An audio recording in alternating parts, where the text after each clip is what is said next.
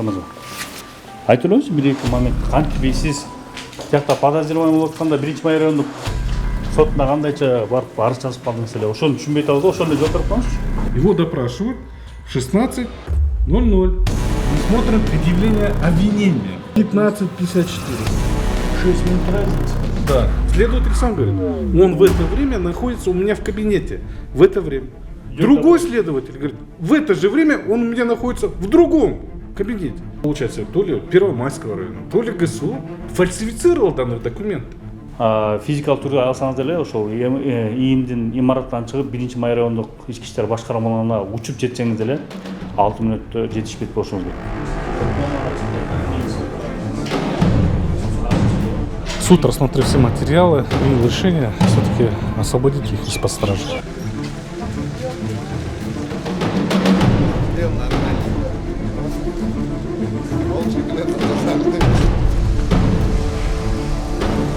Кыргызстандын сот адилеттүүлүгүнө ишенебиз. Буюрса туура бар чечилет. Биздин журналисттик топ адам урдоо жана акча талап кылган фактылар боюнча журналисттик иликтөө жүргүзгөн. Анда 2023-жылдын 4-октябрында Кубанычбек Абдыкадыр уулу жана дагы бир кесиптеши өзлөрүнүн жетекчиси тарабынан урдалып, 160 миң акш доллар талап кылынган. Кийинчерээк маалымат жыйындарда өткөн. Анткени урдалып акча талап кылынган жабырлануучулар тескерисинче шектүүгө айланып камакка алынган. Бишкек шаарынын 1-май райондук сотунда соттук процесс өтүп, алардын баш коргоо чарасы каралды. Калыба телефондон бербедиз беле? Ошондо эле мындай камерага айтып коебузбу? Туура эле алектүү эле сот болуп атабы, мисалга? Без комментариев бе? Без комментариев. Она бир документтер бир сорго бир эле эмеге жооп берип койчу Самарда эме. Так не снимайте прокурора. Жок, сиз тартпайсыз эжеке, без проблем. Слушайте, вы можете мои права защитить? Я сказал, я против. Эметер койчу бир эле суроо. Нет, я же сказал, я камалып аткан кезде тиги 1-май Я же сказал, я против. Сиз телефондон эле жооп бересиз. Любой момент жооп берем деп өзүңүз деле айтып. Я же сказал, я против. Можешь выключить? Биз өчүрө албайсызбы азыр? Выключи камеру. А эмне кыласыз өчүргөндө? Нет, я же говорю, у меня есть свои права. Выключи камеру, пожалуйста. Иш боюнча айтып коесузбу, сиз деле эми жабырлануучу болуп атпайсызбы? Жөн эле биз тартып аткан жокпузбу? Самаза. Айтылыңызчы бир-эки момент кантип бейсиз тияқта подозреваемый болып атканда 1-май райондук сотуна кандайча барып арыз жазып калдыңыз эле. Ошону түшүнбөй атабыз, ошону эле жооп берип коюңузчу. Ошону эле. Я, во-первых, плохо понимаю. Как вы могли, если вас ГСУ допрашивал, в тот же момент, в тот же день у вас появится там заявление Первомайской РОВД? Как это случилось? Вы как успели? Я в ГСУ написал. А в ГСУ написали, а там же сказано, что Первомайской РОВД написали. Первомайская РОВД приехала и написал. А вы приехали? Следователь имеет право где угодно брать заявление, хоть дома. Хоть дома? Ну, конечно. Нет, смотрите, вас следователь допрашивает ГСУ в 11, где-то 11 октября вроде, да? И в тот же момент у вас появляется там. Байке жана заявление боюнча жооп берип койсо, кырса түшүнбөйм деп атат. ГСУга жазгам дейт, боло берет дейт. Байке. Жооп берип койсо адвокаттар. Мен жабырлануучу деп биринчи шектүү болуп, кийин жабырлануучу болгон. Иса мырзабыз бизге эч кандай жооп берүүдөн баш тартты. Буга чейин телефон чалганыбызда мен баарын ачыкмын, жооп берем деп бизге жооп берген. Биттиги өзүнүн кол алында иштеген кызматкерди күнөөлөгөн, акча алдап кеткен, ошо машина сатып жиберген боюнча азыр болсо эч кандай жооп берүүдөн баш тартты. Бирок бизди кызыктырган бир эле нерсе, эгер башкы тергөө кызматында ал сурак жүрүп жаткан учурда ошол эле маалда кантип 1-май райондук ички иштер башкармалыгына барып арыз жазган биз ачык учурда түшүнбөй турабыз. Өзүнөн сурасак жооп берүүдөн баш тартты.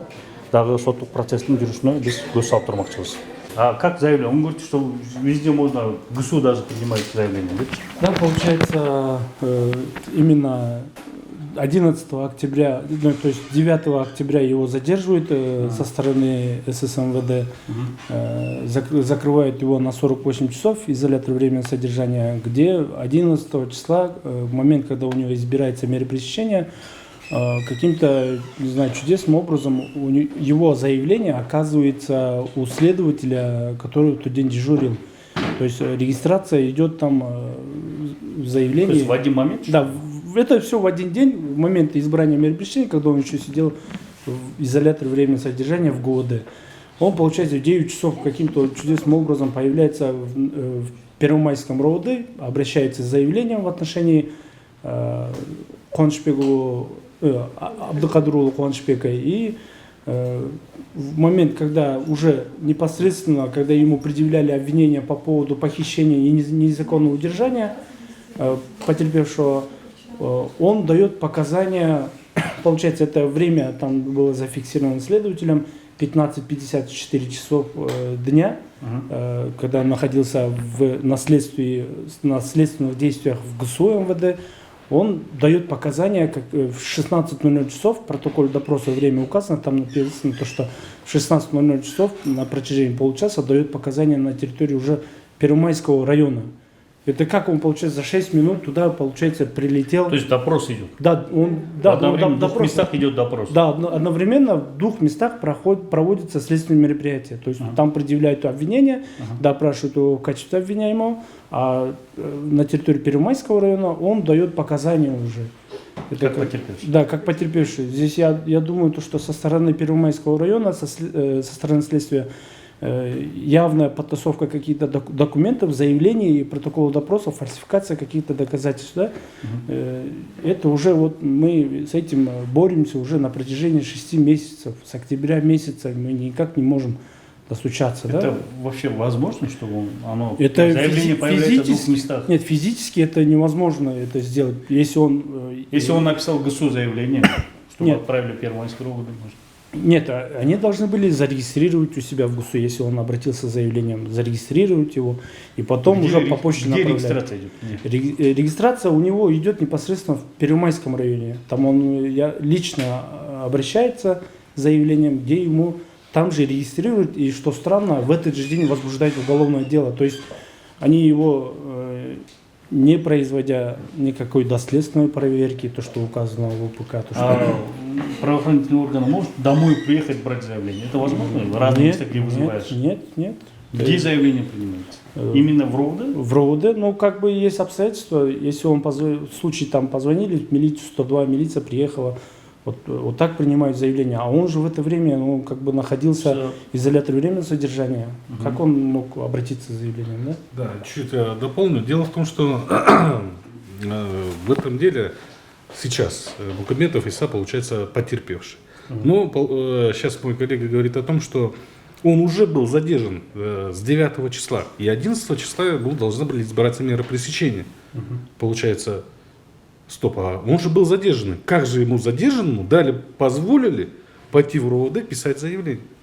Как же ему позволили там давать ему какие-то показания? Почему мы так говорим, что да, он там был?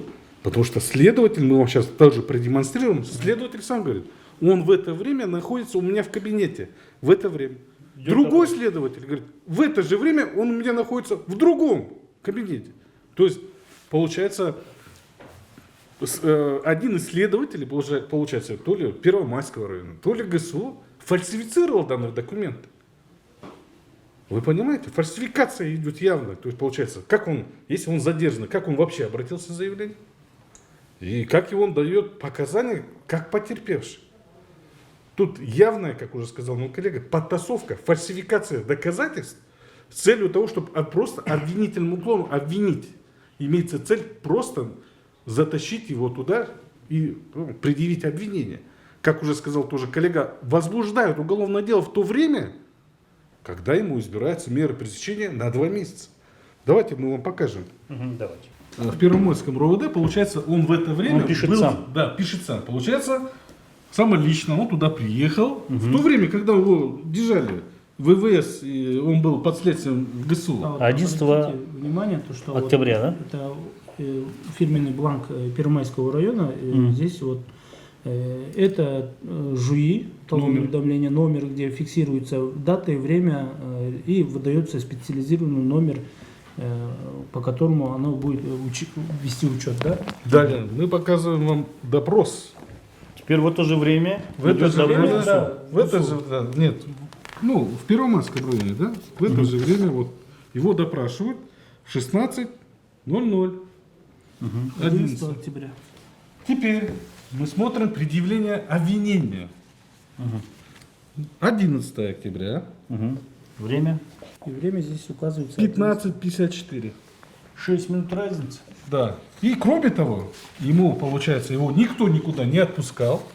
Имеется постановление суда о избрании меры пресечения в виде 2 месяцев. Получается, каким таким образом он смог дать какие-то показания, следственные действия в Первомайском районе? То есть тут явная заказуха со стороны следственного органа.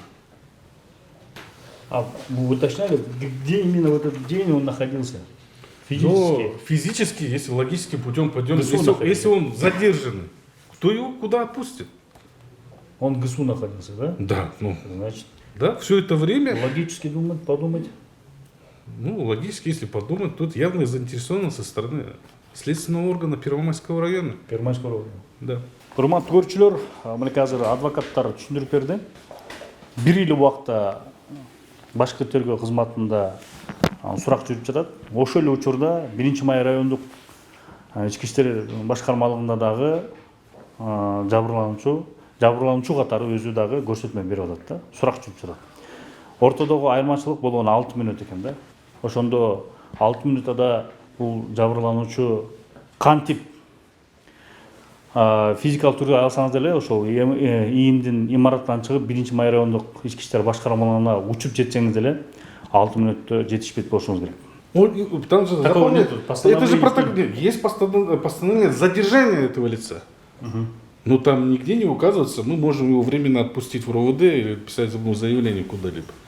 Получается, как он должен был тогда обратиться с заявлением в это же ГСУ, ну, этому же следователю Джапекову, с подобным заявлением, а не как-то, получается, убегать от следователя, ехать за 6 минут, оказаться в Первомайском районе, где следователь указывает, что он у меня в кабинете, и он его полноценно, получается, с 9 часов до 5 часов вечера, до 4 часов вечера он его допрашивает.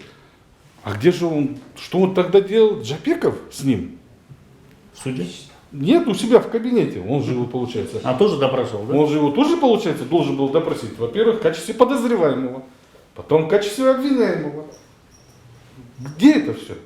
Если мы пойдем логическим путем, он ему предъявляет обвинение. Верно?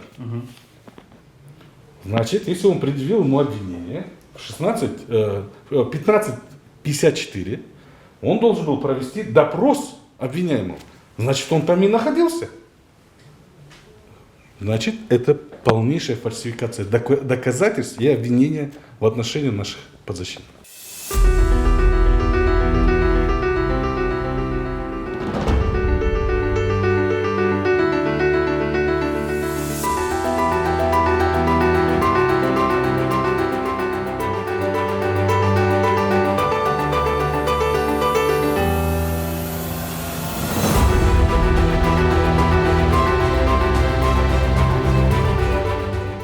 Что будет сейчас в дальнейшем?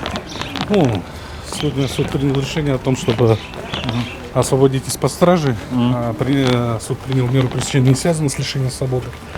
Дело в том, что еще не все меры были приняты, чтобы их заключать под стражу, то есть обеспечить их явку. То есть нет ни одного сведения, что они каким-то образом препятствовали следствию, либо не являлись на суд. Сегодня суд, рассмотрев все материалы, принял решение все-таки освободить их из-под стражи. Отчет тебе сезон, Да, да. Тут трава, да?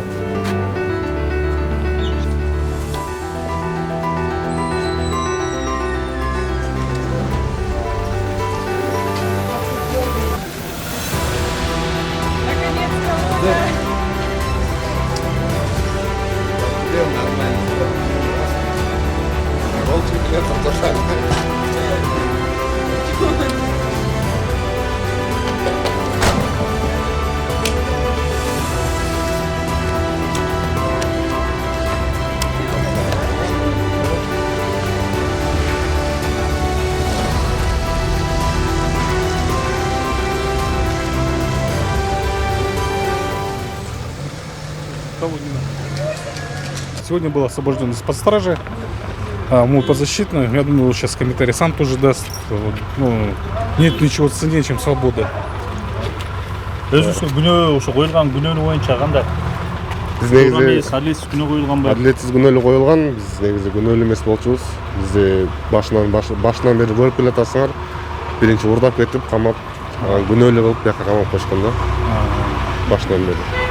Жанагы Иса Твиттерге айтып атканда эч нерсе жок. Эч нерсе жок. Акча алуу жана акча алуу эмелер жок болчу. Эч ким клиенттер өздөрү алып кетишкен, өздөрү сатышкан. Биздин мойнубузга ошол делип коюшкан. Экөөңүздөр бийлеп. Экөөбүзгө берип коюшкан.